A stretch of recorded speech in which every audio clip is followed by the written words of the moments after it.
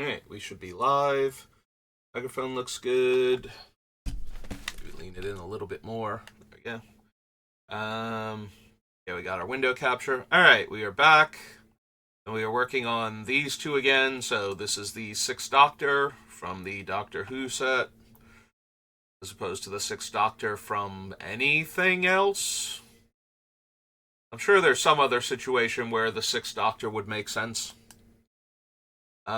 And his good buddy, I'm assuming, Ian Chesterton. I have no idea if these two have ever met before or interacted in the slightest, if they've ever been in the same episode or radio play or fan fiction. Probably that last one. I'm sure everybody's been with the Doctor in some fan fiction. Anyway, we are back and we are starting on Judgment, because we ended on Journey into Nyx last time.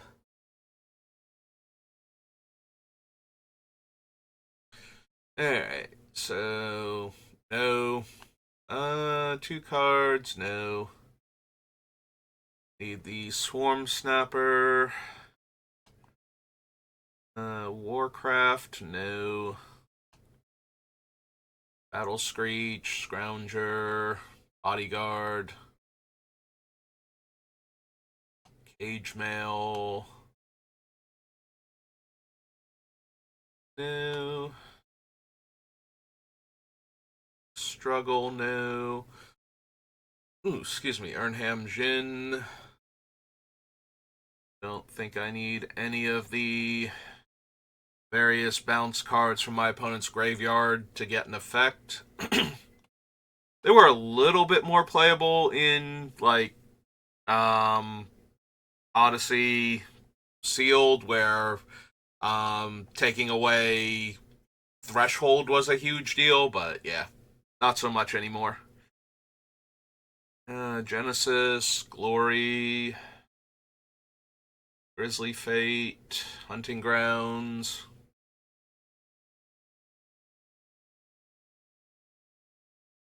Gross and Verge I will use. Gross and Verge makes it into all of my... Yeah, there we go. Makes it into all of my white-green decks, unsurprisingly, with how many fetch lands I usually run. And all of my 5-color decks, because that's super, super helpful. Technically, as long as it has white and green in it, it's getting into the deck, so 5-color is kind of obvious, but it's extra, extra good there. Like, when I only have room for 5 basic lands in my pool, I always have Cross and Verge as one of, like, it's 5 basics, 5 unique lands, and then 10 shocks, 10 fetches, 10 duels, unless there's a reason for me to run, like, 10 triomes instead of the shocks or something. But that's the mana base. So of the 5 extra cards that aren't basic lands, Cross and Verge has been one of them every single time, I believe. I don't think there's a time I built a 5-color deck where Cross and Verge was not one of the 5 special lands. Yeah, it's Cross and Verge is the default one. Command Tower is the other one that always gets in. And then after that, it's a question of, like, do I want, like, Mana Confluence and other fixing cards? Do I want a non-basic land that actually has utility? Like, my Planeswalker deck runs Karn's Bastion as one of the 5. Don't think I need Nomad Mythmaker.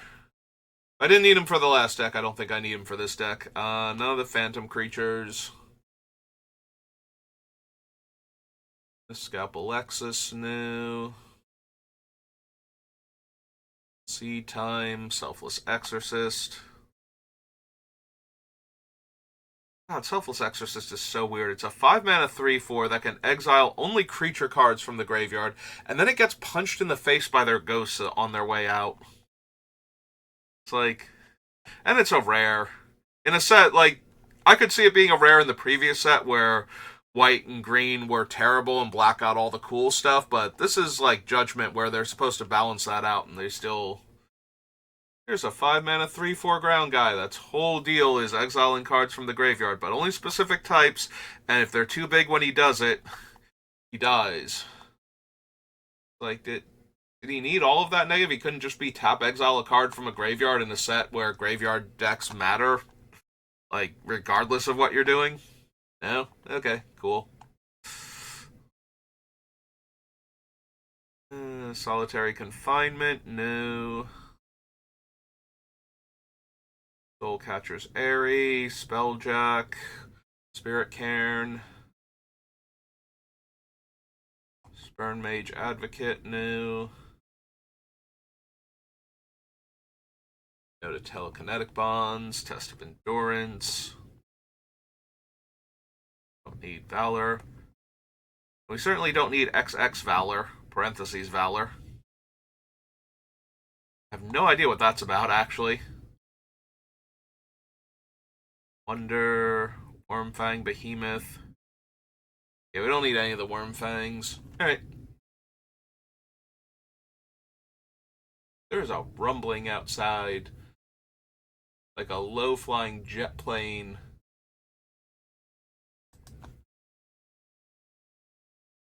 I have no idea. I don't know if you can hear it when I talk or not, but if you can, I'm sorry about that. I have no idea what it actually is, nor do I have any control over it. So, there was a storm before, but that's not thunder. Like, it's too sustained for thunder.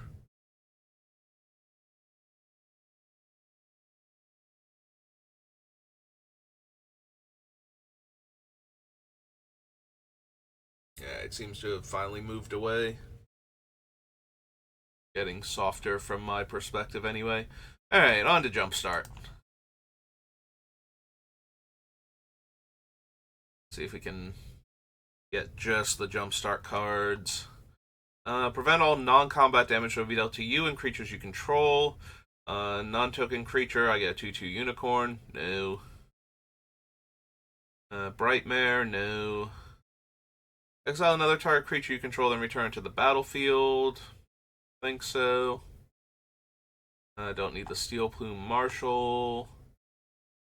Stonehaven Pilgrim. Supply Runners, no. Trusty Retriever, probably not. I might want something to regrow enchantments on a creature, but I don't think I want a 4-mana creature that does that.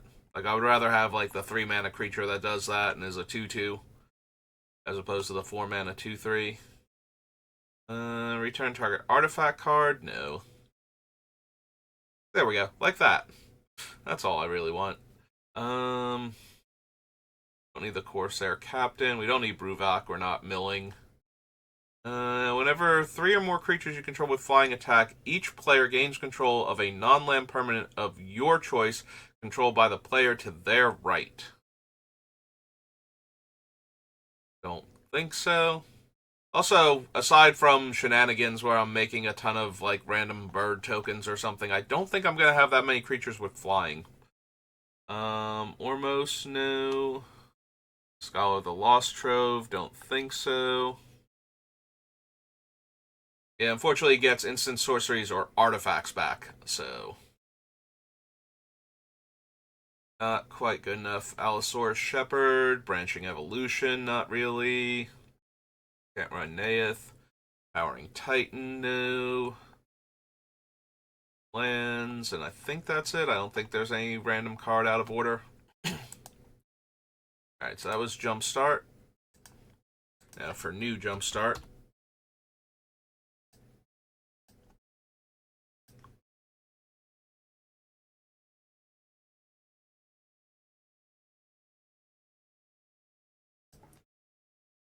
This in.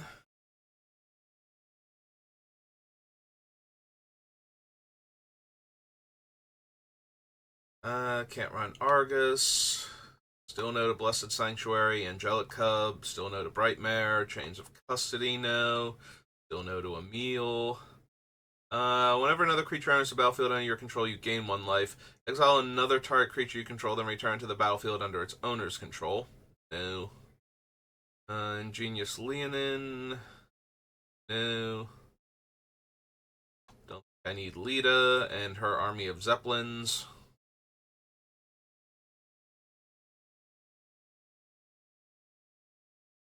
Magnanimous Magistrate. Enters the battlefield with 5 reprieve counters whenever another non-token creature you control dies. Nope. If another non-token creature entering the battlefield under your whenever another if it wasn't cast, create a token that's a copy of that creature except it's a 0/1 illusion. Sacrifice 5 illusions, exile target non-land permanent.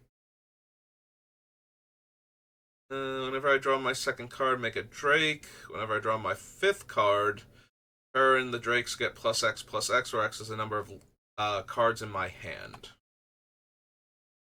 ETB Scry 3, attacks, return another creature you control to owner's hand. If you do, can't be blocked this turn. Nope. Investigate doesn't untap, and it can't activate its abilities. Look at the top card. Play Snowlands. Whenever you cast another snow permanent enters the battlefield under your control, they pay one of its 3 colors. If you do, put a 1/1 counter on it. Nope. If you would scry a number of cards, scry that number +1. Look at the top card of your library. If it's a Kraken, Leviathan, Octopus, or Serpent, put it onto the battlefield. If you don't put it onto the battlefield, you may put it on the bottom of your library. Launch Mishap, no. Merfolk Pupil, no. Pirated Copy, not really. I mean, there are some shenanigans I can do with Pirated Copy and, copying a token. This creature or another creature with the same name deals combat damage to a player, you draw a card. Yeah, there's a lot of potential shenanigans from that thing. I still don't think I want it, but that is interesting at least. Synchronized Eviction. No. Benevolent Hydra, no. Giant Ladybug. Mild-Mannered Librarian, no. The Herald. Rampaging Growth. Naughty the Behemoth Caller. Creature spell with mana value 5 or greater. Not quite. Not quite what my deck's about. Yeah, we don't need the Spectral Hunt Caller. Towering Gibbon's power is equal to the greatest mana value among creatures you control. Nope. Can't run Zask. Dutiful Replicator. You may pay 1. When you do, create a token that's a copy of target token you control not named Dutiful Replicator.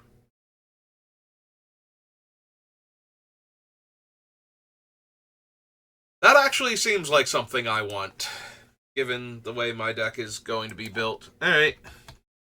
You got me Jumpstart 2. From 2022. This is Dutiful Replicator. 3. Artifact. Assembly Worker. 3/2.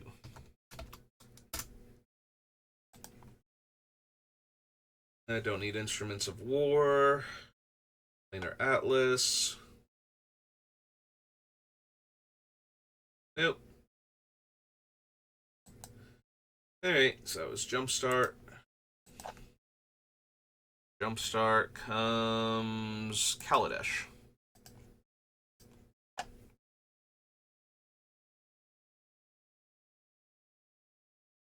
Alright, let's see what we want that doesn't involve energy. Because I'm sure we'll be building an energy deck once the Fallout Commander decks come out. Unless I get distracted by wanting to build a radiation deck or something else. Maybe that weird robot dog that can copy activated abilities. It's kind of like Marcel the Pretender, so I imagine the deck will be a similar build. Accomplished Automaton. Aerial Responder, no. Come on, there's gotta be something fun with tokens. This is the Inventor set.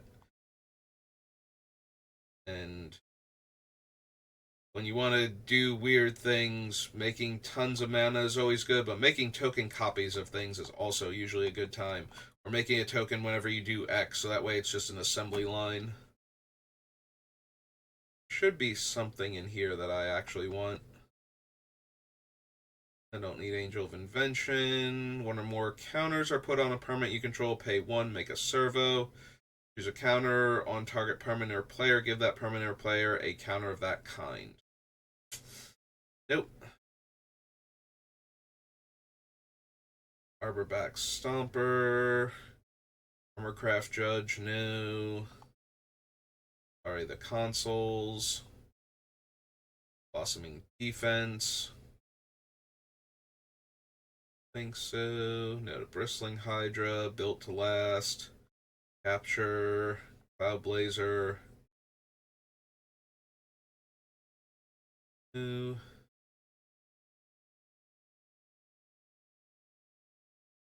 Cultivator, no to Cultivator's Caravan. Decoction Module returns a creature. My hand. Up to one target creature gets -3, -0. And its activated abilities can't be activated. Gain 2 life and draw a card. Get an emblem. Your opponents can't untap more than 2 permanents during their untap steps. Probably not.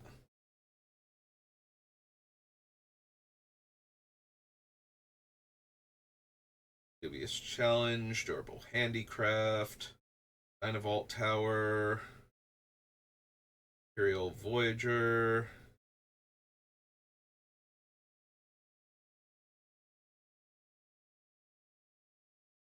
Maybe get one or more energy, put a 1/1 counter on target creature. Nope. Fairgrounds Trumpeteer, he loves his job. Filigree Familiar. Fumigate. Flint Sleeve Artisan. Guardian of the Great Conduit. Nope. No. Go to Inventor's Fair, I think. There's Goggles. Iron League Steed. Sentry. Alright, so real quick, none of these artifacts do anything for me either. Like, if I made 2 of them, I get twice as much energy if I copy Aetherworks Marvel to power it faster.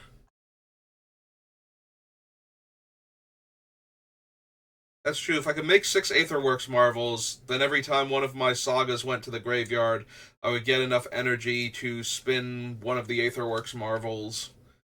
That still seems very, very unlikely, but like, we could get 2 of them just for casting it with the Doctor out, and then after that, if we can copy it. Hmm. The problem is it's only really going to do its thing when the deck is firing on all cylinders. Like, top decking this when I don't have anything going on is just awful. So, like, the best case scenario, this thing is just going to be exploding every single turn. I'm going to be activating it and putting another permanent into play. And it's a cast trigger, too, so that means I would get the Doctor's ability if I activate it the first time, and if I hit a Saga, I can replicate it with Ian. I'm going to add it to the list, but I don't actually think it's going to make it all the way through, because it really only does anything. Oops, Kaladesh, not Kaldesh. It doesn't really do anything unless I'm already doing well, so I don't think it's going to make the final cut because of that. Alright, what about the rest of the artifacts? Express, no. Charger, no. Zarbarge, can't run Courier. No to Cataclysmic Gearhulk. I don't need him blowing up all my cool stuff. The Caravan, Stomper, Eager Construct. Need multiple Dynavolt towers. Fabrication module. Filigree familiar.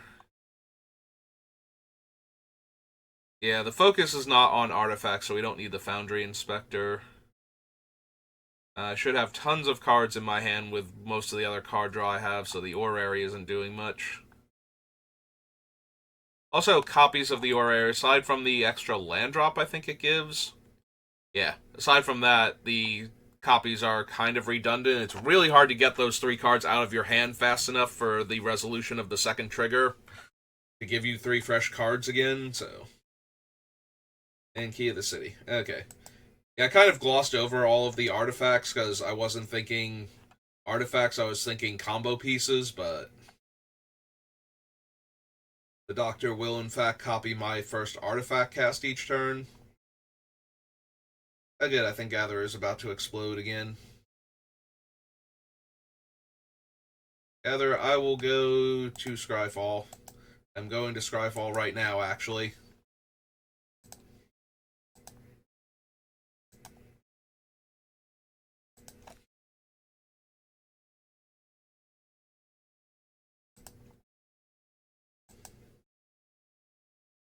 Alright, so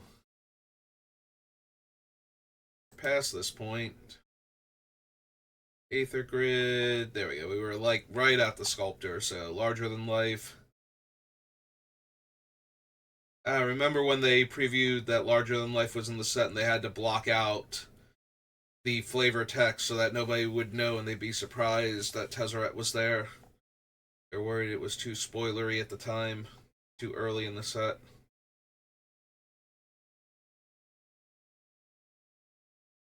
To reveal that Tezzeret was there.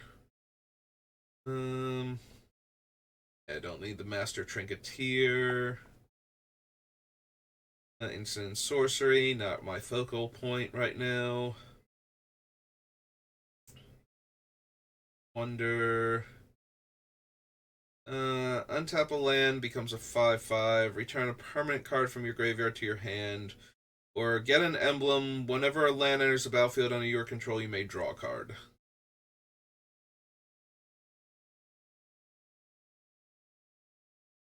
Probably not still. I don't think I need the Panharmonicon. Paradoxical Outcome. Are you still trying to load that page, Gatherer? Jesus. Poetic Prism, no. Rashmi. Whenever you cast your first spell each turn, reveal the top card of your library. If it's a non-land card with converted mana cost less than that spell's mana cost, you may cast it without paying its mana cost. If you don't cast the revealed card, put it into your hand. So the downside to this is that Replicate is an additional cost spent when you cast the spell, so I can't wait to see if I hit something with Rashmi that I'd rather replicate. Since I'm casting the spell with Rashmi, I would have to copy the thing that I'm already casting. So in that regard, it's kind of disappointing.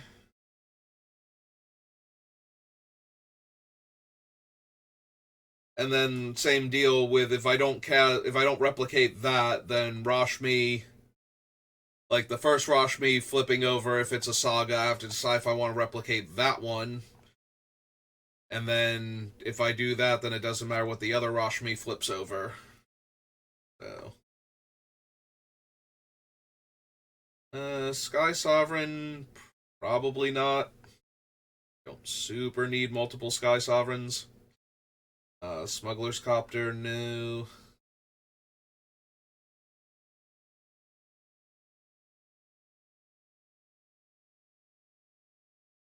Murderous Gearhulk, begin with, let alone multiple copies of it. I mean, we did gloss over the Torrential Gearhulk, but again, it's not instant and sorcery based deck, so I probably don't need that one either.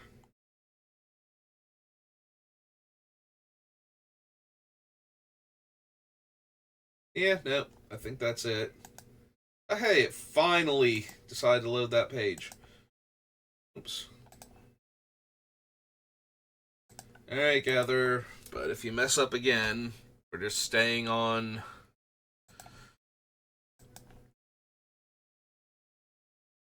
Dryfall here.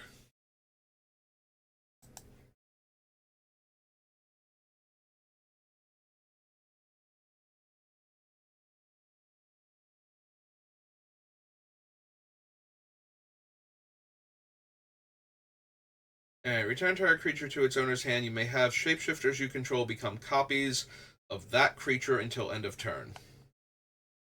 Think so. Auron gets +1/+1 for each card in your hand and each foretold card you own in exile. Choose a card type, then reveal 2 cards from your library. Put all cards of the chosen type revealed this way into your hand and the rest on the bottom in any order. Yeah, probably not. Auron's Epiphany, don't think so. Augury Raven. We already have the Battle for Brettgard. We came through here and grabbed all of our sagas before, so unless there's one that I didn't put on the list that I suddenly think should be. Battle Mammoth. Find the Monster. Blessing of Frost. Boreal Outrider. No. Canopy Tactician. No. Mighty Colossal Plow. Cosmos Elixir.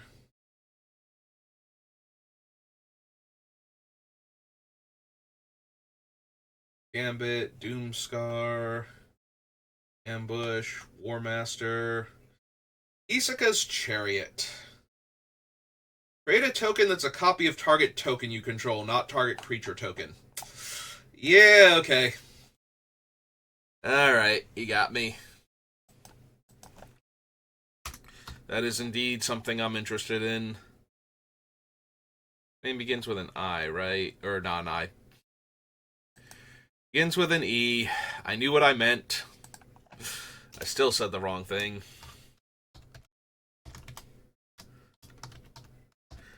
Because Chariot is 3 in a green. For an art vehicle.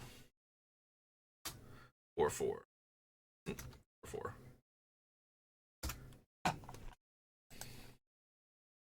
Follow the Imposter I decided against because it takes until chapter 3 and I don't really have a ton of control over what it's doing in the meantime.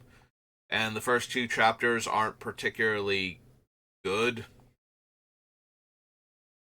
Like, even with doubling season out, putting 2 counters on my guys is not where I want to be. That is definitely one where I would want to be able to read ahead with, what's her name? The history teacher. That's also technically in our deck, and one of the ones that I think could replace Ian. In fact, it's the only one, really, I think could replace Ian. But I think enough of the sagas that we're running are good enough on their early chapters that I would rather have more ways to make token copies of them than be able to get to the better chapters.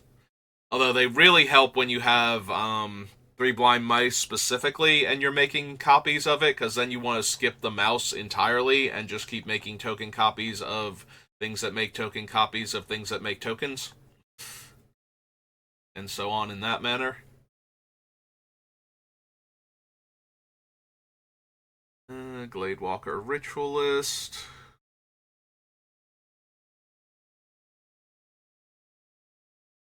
Glimpse of the Cosmos. Glittering Frost. Bold Recluse. Don't need Halavar. Horizon Seeker, no. Kraken. You may cast a permanent spell from your hand with mana value equal to 1 plus the highest mana value among other permanents you control without paying its mana cost if you don't scry one.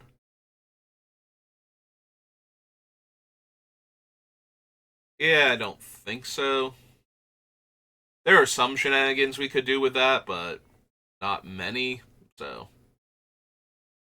Excuse me. As long as you control 3 or more legendary creatures, gets +4/+2. Look at the top 6 cards of your library. Reveal a legendary card specifically. Yeah, if she cared about historic instead, maybe.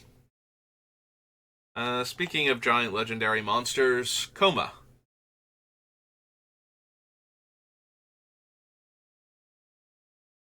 Eh. Again, another one of those cards that if everything is firing on all cylinders, Coma is insane, because we'll be making like 4 of Coma's tokens a turn or something in order to tap down things or protect it. So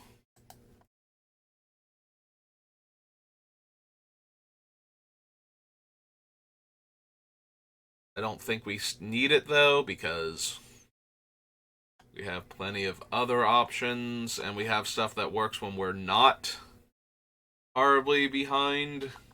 Like, casting Coma when we don't have the Doctor out and we just get 1 Coma is just like, yeah, that's okay. Like, it's a strong play, but it's not insane.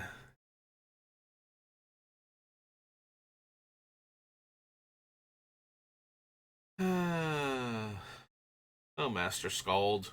You're too expensive, and you have an additional requirement of exiling a creature card from the graveyard just for me to get my Saga back. Enter the battlefield as a copy of a permanent you control, except it's legendary and snow in addition to its other types, and if it's a creature, it enters with 2 +1/+1 counters. How does that work with the Doctor?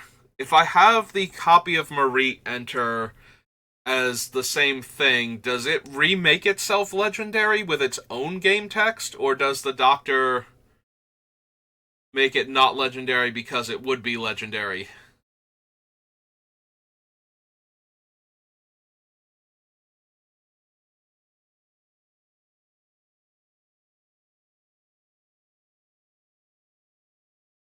I genuinely do not know how that would work.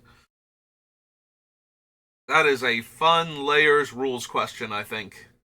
And I don't know where Marie and the Doctor both define it and when the timestamps happen. I imagine they both define it at the same time, like it's the same layer, whether or not it's legendary. So I'm guessing it's a timestamp thing, and I don't know which one of them applies in which order. Like, does the Doctor's non-legendary go first and then get overwritten by Marie because it's creating Marie, and then Marie is like, no, I'm definitely legendary? Or is Marie trying to be legendary, but the Doctor's like, no, you're not legendary. Get over yourself. I genuinely have no idea how that works, and I kind of want to ask somebody now who is a high-level judge, specifically.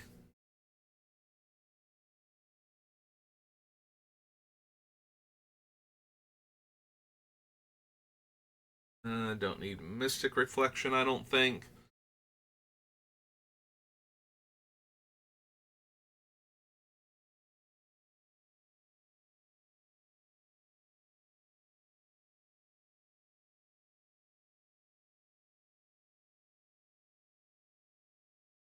Hmm.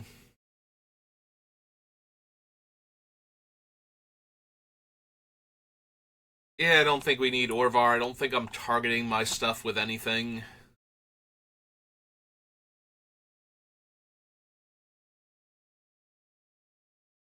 Court of Carfell.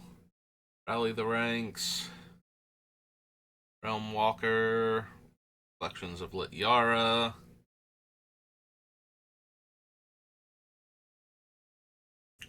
Yeah, my creatures don't share a creature type enough for Reflections of Lityara to actually work with them, unfortunately.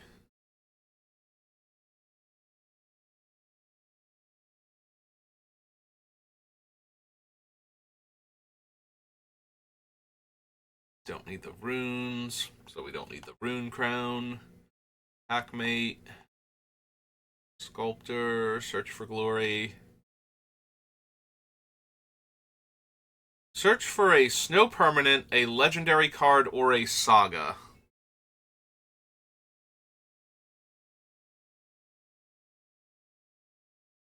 Yeah, being able to get a legendary card or the... Alright. Or the saga. might push it into playability. I don't think I want to run the Snowlands. I probably should run, like, a basic Snowland of each type, just in case, for this thing, but this is a Snow Sorcery. But aside from possibly the green-blue dual land, because there are fewer enemy color dual lands that have the subtypes than there are ally color ones, I don't know that I want to run like the 2 ally color ones for snow.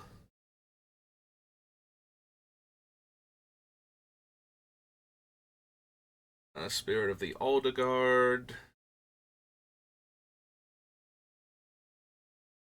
New Starnheim Unleashed. Struggle for Skefmir. Surtland Elementalist.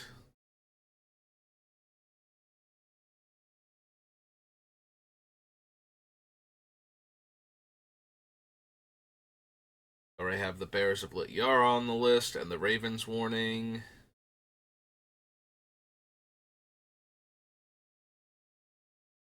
Ringheart Crest. Didn't want 3 seasons. Still don't really want 3 seasons.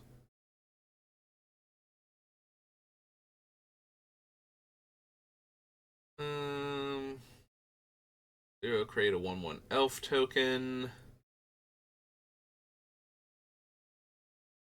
Yeah, I don't really need Tyvar at all. If a source an opponent controls would deal damage to you or permanent you control, prevent 1 of that damage. Whenever you or another permanent you control becomes the target of a spell or ability an opponent controls, counter that spell or ability unless its controller pays 1. And what is Redain again? I'll just click on Volkmir.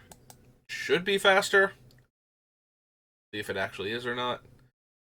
Flying Vigilance. Snowlands your opponents control enter the battlefield. Tap. Non-creature spells your opponents cast with converted mana cost 4 or greater cost 2 more to cast.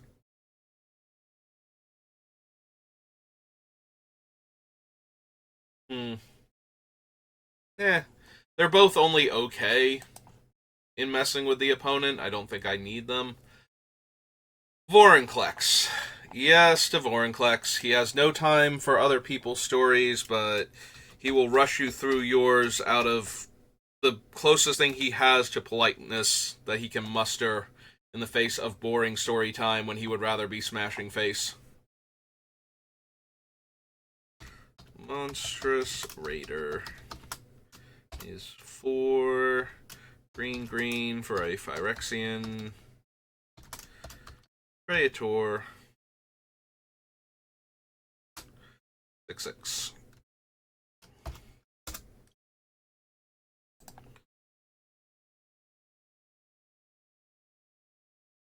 Okay, and the last thing is Youthful Valkyrie. Alright. What's the blue-green Snowland called again?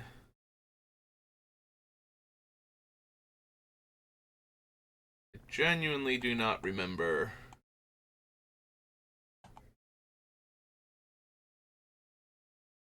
Also, I have to find out the answer to that Marit question. I don't even think I'm running Marit. It's just has me so curious what the actual answer to it is, because I have genuinely no idea. Like, usually I know enough about Magic rules to be able to parse what it should be, and if I have the exact Oracle wording in front of me, I can figure it out. But that one, that's a Layers question, and Layers is one of the banes of my existence, as far as knowing the rules of the game go.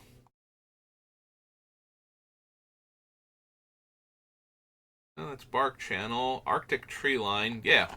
Where is the blue-green one? Here, blue-green. Land. I probably got distracted by Marit rambling about it, so it should be around here somewhere.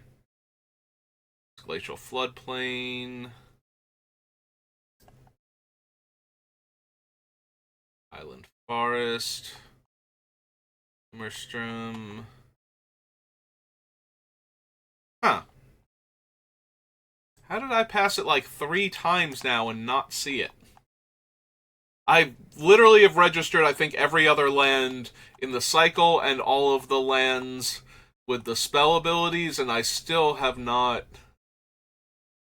And that's true, and the modal double face lands too, and I still have not seen this card.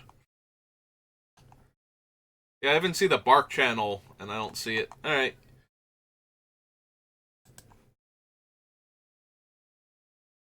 Alright, back to the top. Yara Mirror Lake, Mesquite, Mountain, Plains, Port of Carfell.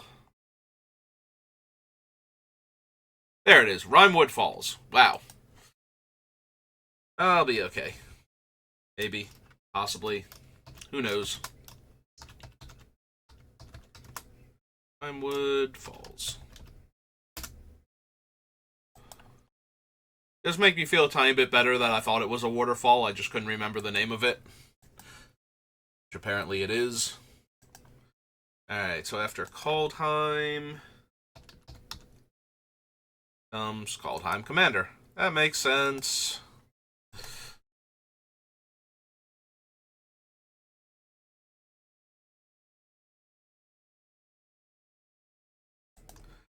Alright, so we get the Foretell cards plus the Elves Matter green cards.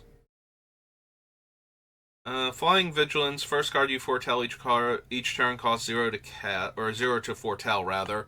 One or more cards are put into exile from your hand, or a spell or ability you control exiles one or more permanents from the battlefield. Create a 1/1 white spirit creature token. If a permanent you control would be put into a graveyard from the battlefield this turn, exile it instead, return to the battlefield under its owner's control at the beginning of the next end step. That one is tempting just because the sagas themselves will put themselves in the graveyard, if nothing else. And I can use this in response to getting them all blown up, but it has to be blown up, not exiled. And my god, is Farewell the default wrath for a lot of decks when they have access to white.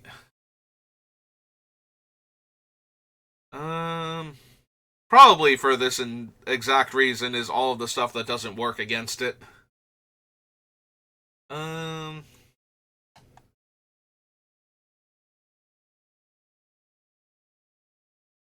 Yeah, probably not. I would probably rather just run Teferi's Protection or something to save all my sagas.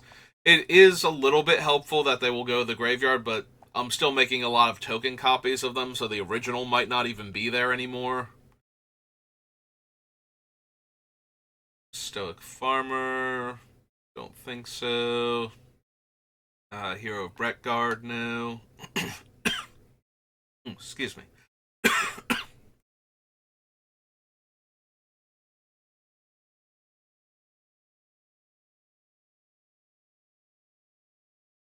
Deluge. Don't need Sage of the Beyond.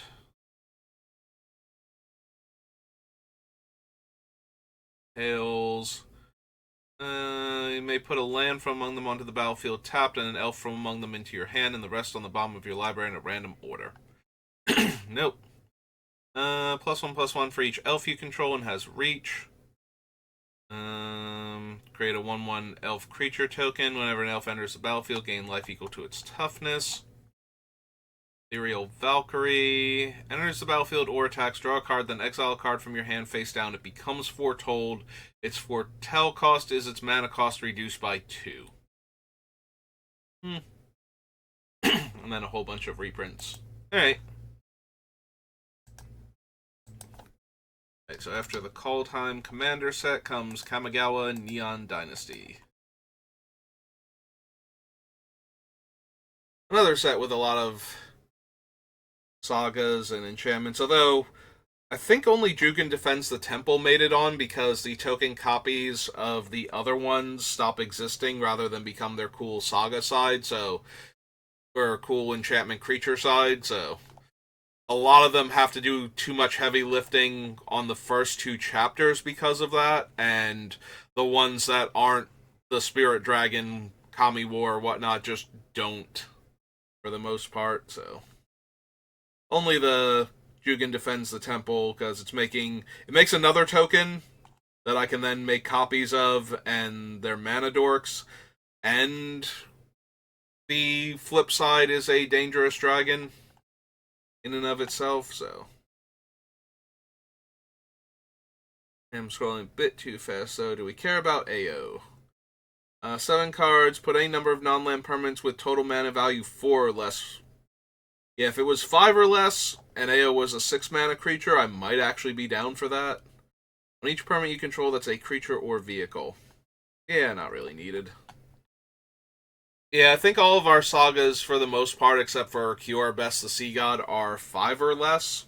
So, getting more of them, like, including more of them in the parameters for AO's effect might have been enough. Don't need Awakened Awareness. Any Journeys, Bamboo Grove Archer, Bear of Memory. Yeah, I did give serious consideration to Behold the Unspeakable for the card draw effect, but ultimately decided against it. Same thing for Boseiju, although we might want the land, because that land makes it into most of my green decks anymore. So this is Neon Dynasty. This is land. Boseiju. Twin Doors.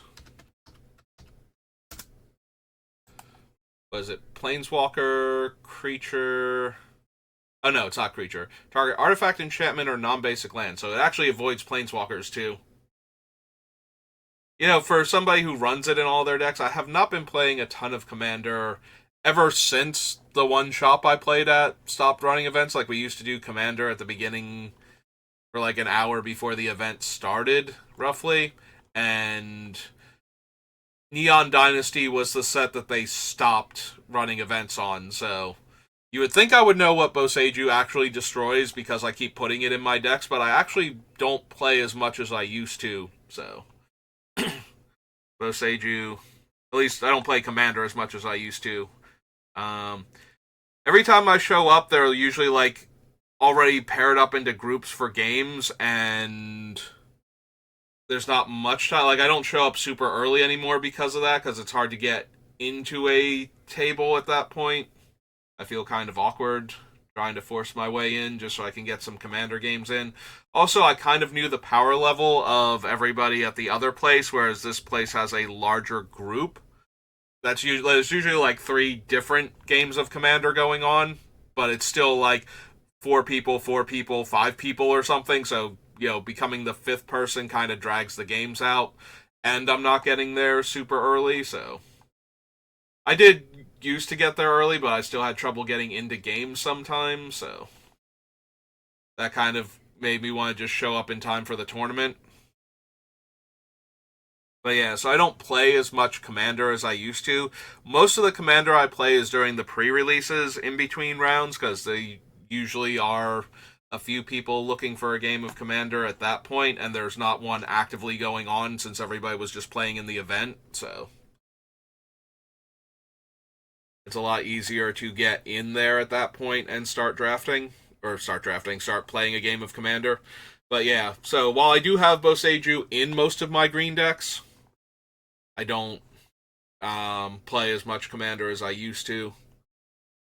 I think I trailed off though. So the idea was that I used to know the power level of the decks I was playing against, so I knew which deck to like throw down on the table based on what they had without being way too much or nowhere near enough. But with so many different people that I don't normally play with, it's kind of hard to know, you know, like, I don't want to be the jerk that plays like my Nin deck, or like if the Bolas deck is too aggravating for some people, you know, there's only so much you can play against a deck that steals your things before it starts to get frustrating that's playing all of your spells and not its own, because that is my Bolas deck.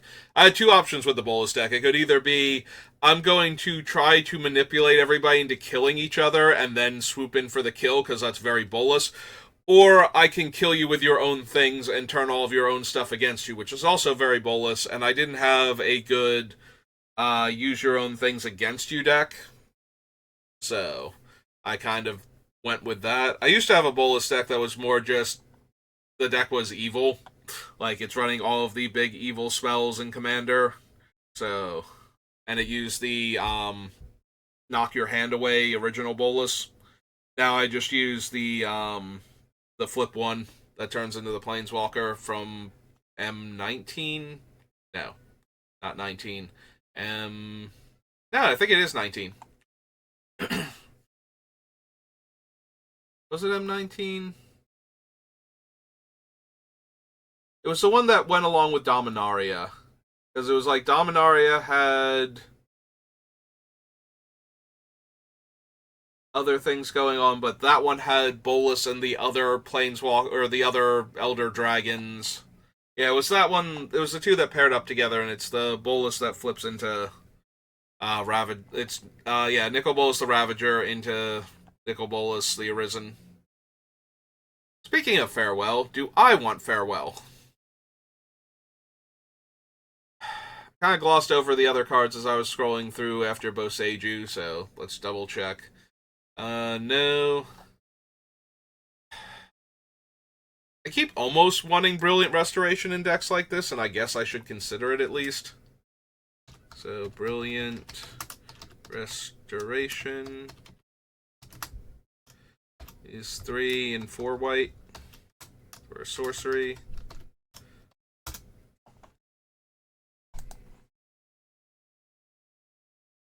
Don't need Cudgels, Brute Suit, Careful Cultivation, Circuit Mender.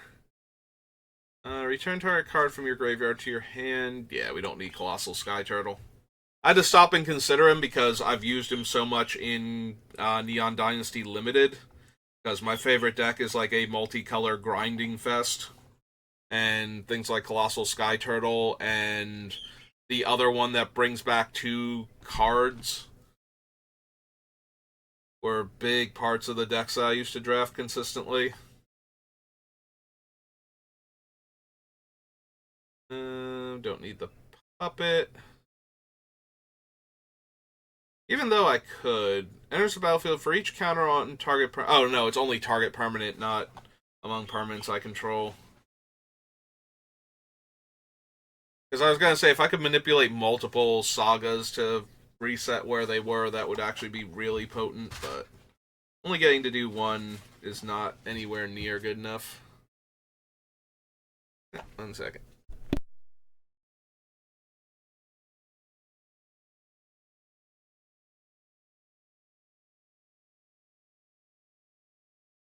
Alright, so getting back to the question at hand. Do we want farewell?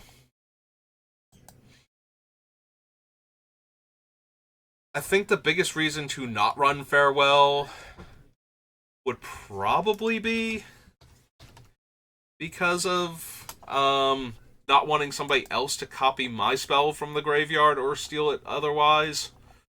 I think I still consider it though, because it is one of the best reset buttons in Commander. Now, let's face it, if I'm contorting all of my decks to try and play around this thing, then I should probably be running it for the situations where it becomes an issue.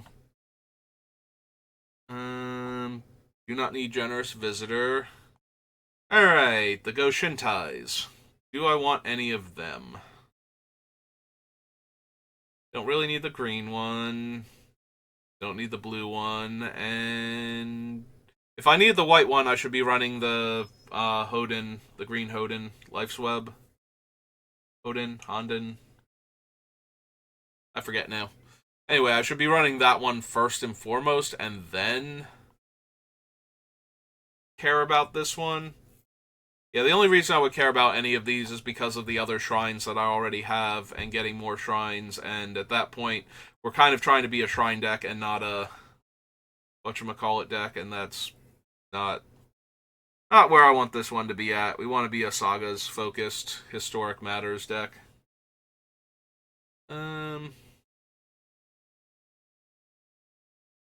Yeah, I don't need the hover bike. Recovery unit, no. Processor's arrest. Evoke justice. No. And we definitely don't need ancients or the winds. Jin-Gitaxias, Progress Tyrant. Artifact, instant, or sorcery spell. Copy that spell. May choose new targets. So, Jin can copy my artifacts when I'm already copying artifacts from the doctor. Yeah, I probably want to consider Jin-Gitaxias.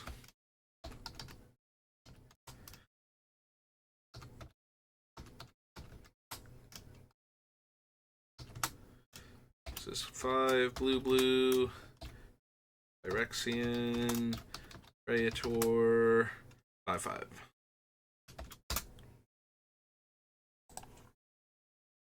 Yeah, because not only can Jin copy our artifacts and our instants and sorceries, but also if the Doctor copies like an aura or something, we can still play an artifact that turn and have Jin copy it if we need to.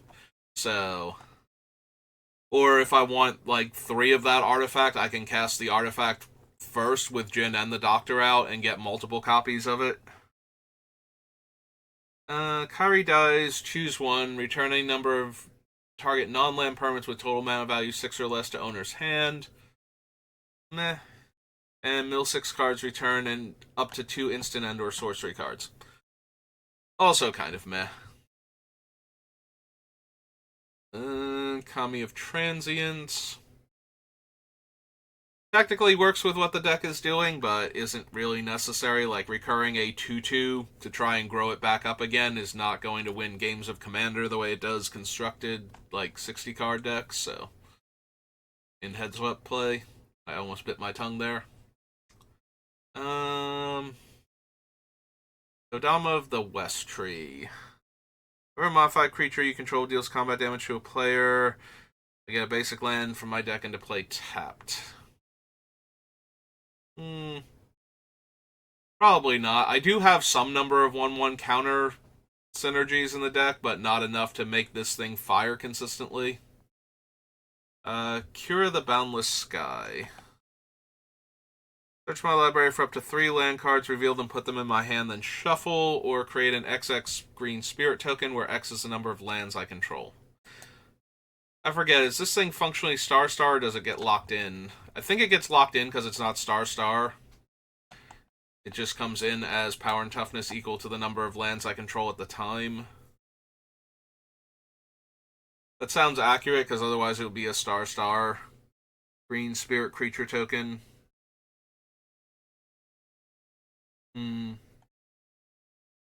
4/4 flying Death Touch, and I get 3 lands or a big green spirit. Probably not. Line Sash. So the upside to Lion Sash is I could theoretically make 2 of them if I really desperately wanted to.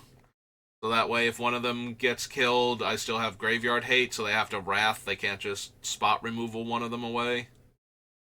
But past that, I think I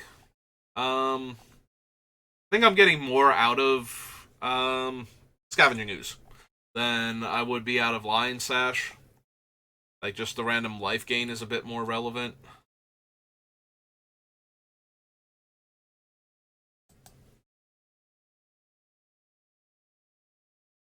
The other helpful thing is I can move the Lion Sashes onto creatures, so that way the Wrath has to either destroy all artifacts also, or kill them after they've been knocked off of their respective things, so that's a little bit helpful in making it hard to kill all of them at once. Like, even if I can only afford to equip one of them at a time. Yeah, despite how large Portrait of Michiko can get, I don't think I need Reign of Truth. Moon Circuit Hacker. Snare Specialist. New. Disruptor, new. Network Terminal. Think so. I may cast target enchantment from my graveyard this turn. Alright, so Norika didn't make it in the Arietti deck with all the auras. But there's a lot more value in casting an enchantment in this deck than there was in that one. That was just getting an enchantment back. Whereas Norika might also enable me to make multiple token copies of it at the same time in that turn. So maybe Norika? Norika, how do you spell her last name? Yamazaki. The poet. Is 2 and a white for a human samurai 3/2.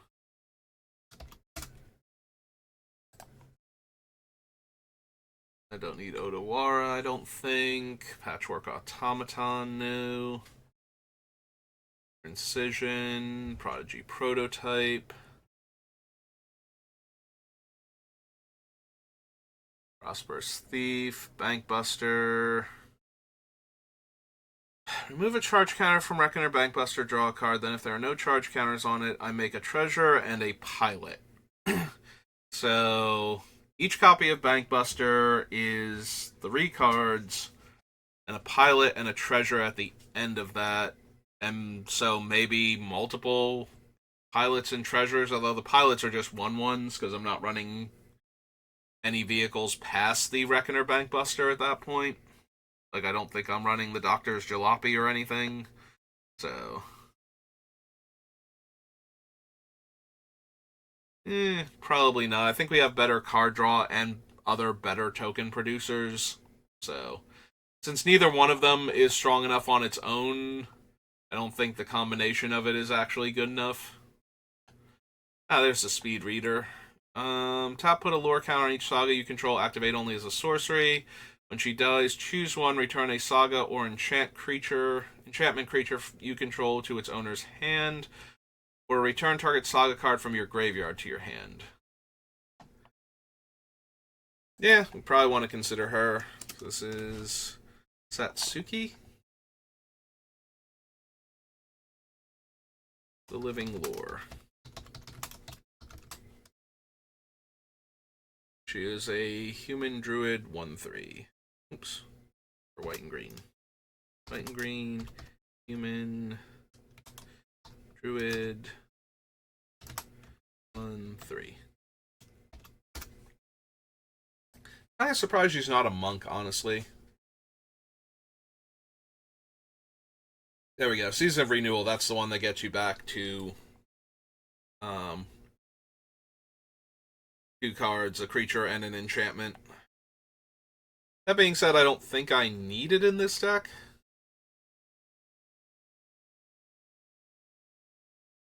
Shigeki. So we only really get this half of Shigeki twice. The channel is an activated ability.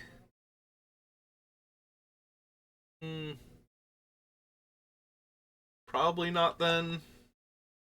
Because if I'm running Shigeki, I care way more about the activated ability than the activate ability from my hand than the activate ability from play. Search your library for an Aura or Shrine card. No. Spirit Companion, no. Springleaf Avenger. Story Weave. 2 counters. Put 2 lore counters on target saga. The next time one or more enchantment creatures enter the battlefield under your control this turn, each enters with 2 1/1 counters. Nope. Because that just lets you speed up the 1 saga. And the only one we're running that's even kind of like that is the Jugen Defends the Temple. So none of the other ones would care about that second half.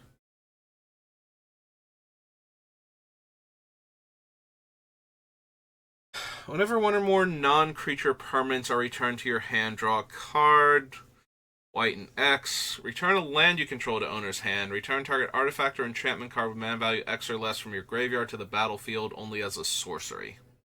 So we don't get any cast triggers with Tameshi. We have to bounce a land to do it, and the deck's already pretty mana hungry. I don't think I need to Meshi. Despite the fact that the sagas are naturally going to the graveyard on their own.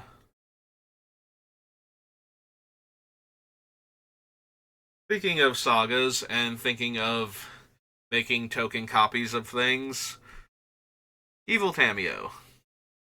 So, if we pay the full cost, she starts at 5, which we kind of want to do, because 5 gives us... Like, we can do her for 4 mana, and then she'll drop dead from bringing back 3 Blind Mice as a token. The downside to that is that then 3 Blind Mice is gone forever. And out of all of them, that's the one I least want to lose forever. The fact that she can hit it, though, and start the cycle again might be good enough. We are probably going to want to cast her for the full 5 mana, though, so that she starts at 5 loyalty. So... legendary colorless artifact token with spells you cast cost 2 less to cast and tap, draw a card. I mean, that thing's going to explode very soon after she shows up, so... Like, after she uses that ability, I feel like. Most of the time, anyway. Maybe it won't, but I'm pretty sure my spells being 2 less and tap, draw a card when I have, like, so much to be doing with my mana every turn is just gonna get that thing killed if they can. So I think the biggest thing would be any of the ones other than 3 Blind Mice, because that way I can copy those also. It can kickstart the... Yeah, I think I need to consider Tamio. Evil Tam Tams. And don't think I'm not tempted to just list her as that.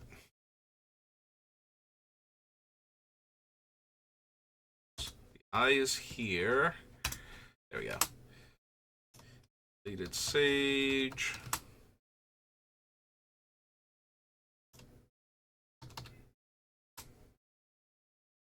Is 2 blue, green, and then a Phyrexian blue, green hybrid.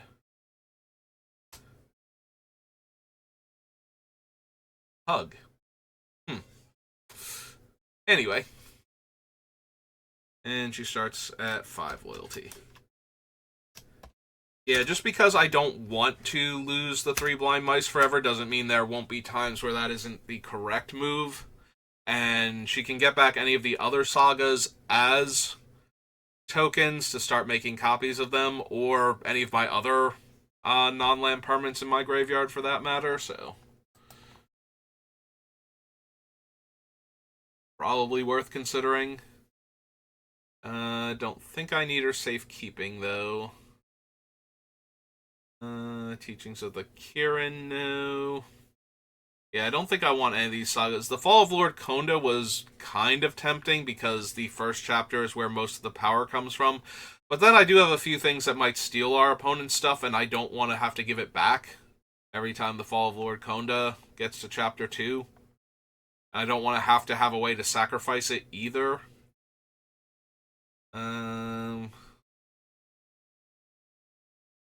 What's the exact wording on the Doctor? Whenever you cast a historic spell, copy it. This ability triggers only once each turn. So yeah, flashing in the Wandering Emperor would give me 2 Wandering Emperors on other players' turns. If I can afford that with everything else I'm doing with my mana. I feel like I'm tapping out on my turn an awful lot in order to cast and copy everything multiple times, so...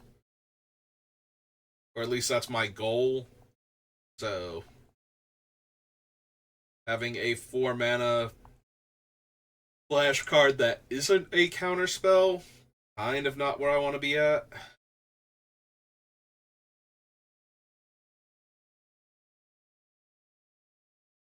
Probably don't need Thousand Face Shadow. Washi Guidebot. Unspeakable. Weaver of Harmonies. Yeah, I have a lot of triggers to copy with this deck, so I can see Weaver. One in the green, it's a snake. It's an enchantment snake druid 2/2. Enchant, snake, druid 2/2. We were young and Windscar Crag. I don't need any of these other random artifacts that I kind of passed over, because they are, in fact, historic cards. Therefore, I would be able to get 2 of them. Yeah, it does not look like it. Bankbuster was the only serious consideration, I think.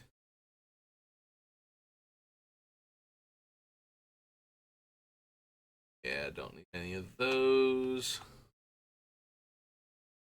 Mindlink Mech, no. Mech Titan Core. Funny, but no. Yep, okay. Alright, so we are well past the hour mark because I kind of got focused on doing Neon Dynasties, so that's okay. I guess since we're already past the hour mark anyway, we should do the commander deck associated with it. The modified creatures and the vehicles. So potentially a bunch of cards. In and of themselves, the modified creatures probably aren't going to be a thing because I don't have a ton of 1/1 counters matter things. There are a few because it's hard not to get those when you're doing tokens matter type deal, so we'll see if there's any. Oh wait, hang on, I think I already did that. Yeah, there we go. So if defending player controls more lands, which they shouldn't, I'm planning on ramping with lands. Untap all creatures. Or a commander you control attacks alone. Return target artifact. Yeah, it's artifacts only, so no. Eosion of Blooming Dawn. Eh. At that point, I think I'd rather just have a giant indestructible creature than more 1/1s with no other abilities. Organic Extinction. Release to Memory. Swift Reconfiguration. Shimaru. Counter target spell, create X/1/1 Thopters. Until end of turn, each non-creature artifact you control becomes an artifact creature with base power and toughness 4/4. They would have flying while it's in play.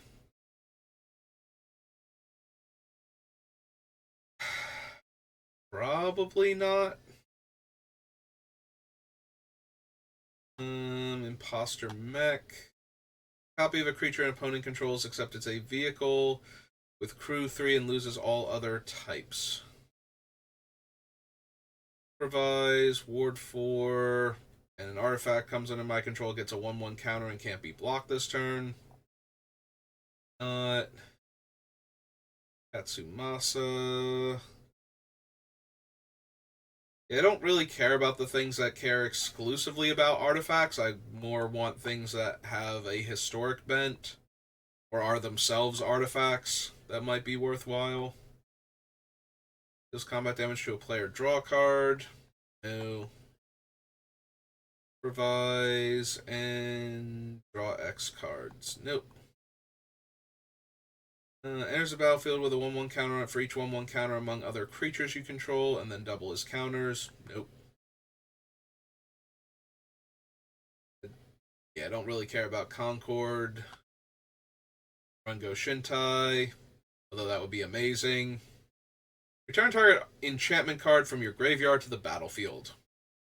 Now, granted, that's because it wants to care about shrines, but really,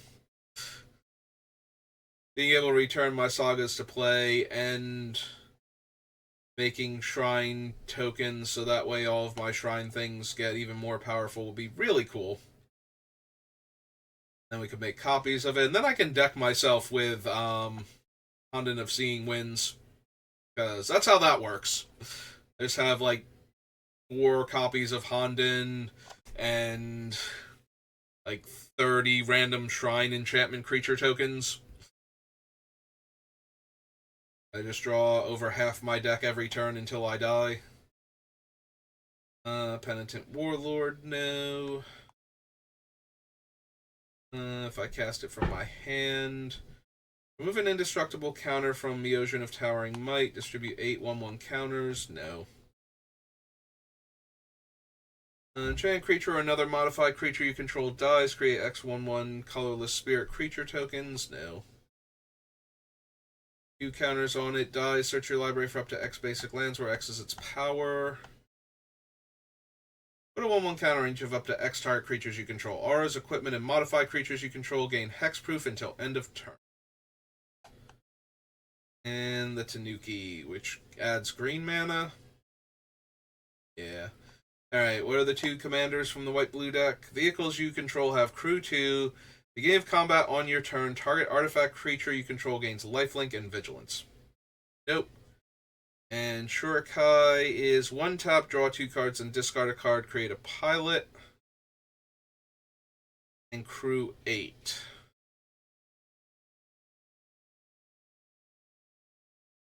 So, draw 2, discard 1, get a pilot. Even if I make 2 pilots instead of 1, that's still only 6 of the 8 power necessary to crew 1 copy of this thing.